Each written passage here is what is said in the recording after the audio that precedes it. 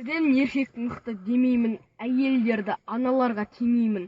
Ал мен бүгін әйелдерге жар болған, еркектерге өлең жазып көрейін. Адамға өмір бір-ақ рет берілер, ара-тұра еліктірер берілер. Еркектүйді байлап ұстай алмайсың, еркектікін түс тақсыз серілер. Өпкелеме кеттегер қыдырып, оған бола не қыласың жын ұрып. Ошағына оралады қайтадан, бойындағы азабынан тыйылып. Еркек деген Құдай қосқан жарың ғой, еркек деген байлығыңда барын ғой. Білсең егер ол сөзде ұят жоқ, еркек сенің күнделікті дәрің ғой. Еркек деген еркелеген еркен ғой, еркек деген қорғап жүрер желкен ғой. Еркек деген жаурағанда қарағым, еркек деген жамылатын көрпен ғой.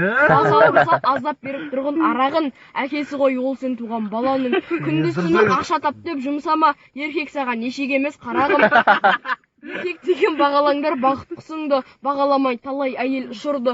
Оттың өзі жылытқанмен сыртыңды, еркектей боп жылыта алмайды ішіңді. Жамандықты еркектерден көреміз, айқайлаймыз, ұрсамыз, сөгеміз. 30 жылдан осырақ шал артық деп, бұрын талай айтушы еді әжеміз.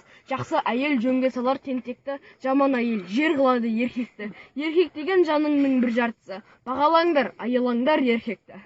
Ой, молодец. Ай, мне бауырым қуанып қалды ау.